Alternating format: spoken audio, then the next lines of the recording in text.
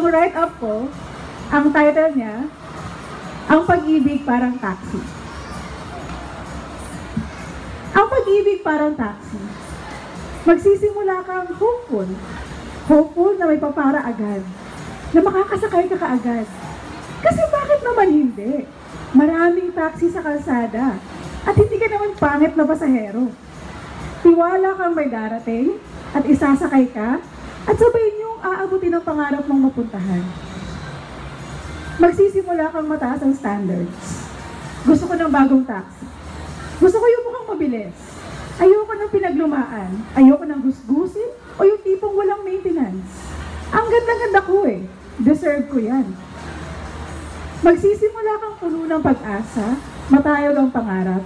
Sigurado sa sarili mong walang taxing hindi at aayaw sa'yo.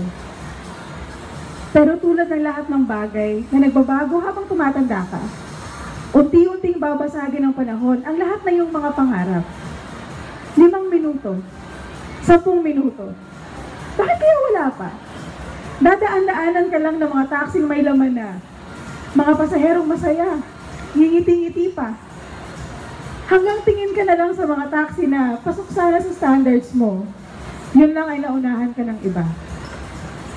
15 minuto, 20 minuto, ayun, walang sakay.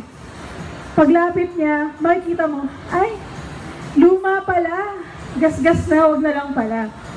Ayoko mag-settle. Alam ko ang gusto ko.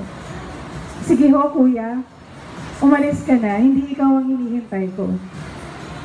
Ayun, isa pa, pasok sa banga. Mukhang bago, mukhang matino. Baka siya na. Lalapit ka, magtitiwala. Siya na to, totoo na to. Pero mali ka. Paasa siya, choosy si kuya.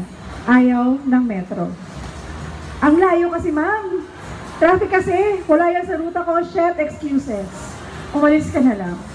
Hindi ko kailangan ng mga paliwanag mo.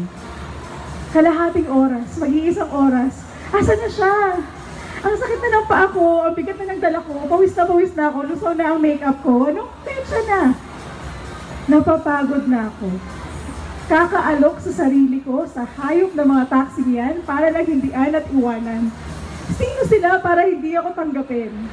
Ganun pa kahirap ang gusto kong marating at walang may gustong sumama sa akin? Asa na ang taxi nakalaan para sa taong to na nakatayo, naghahanap at umaasa? Wala ba talaga?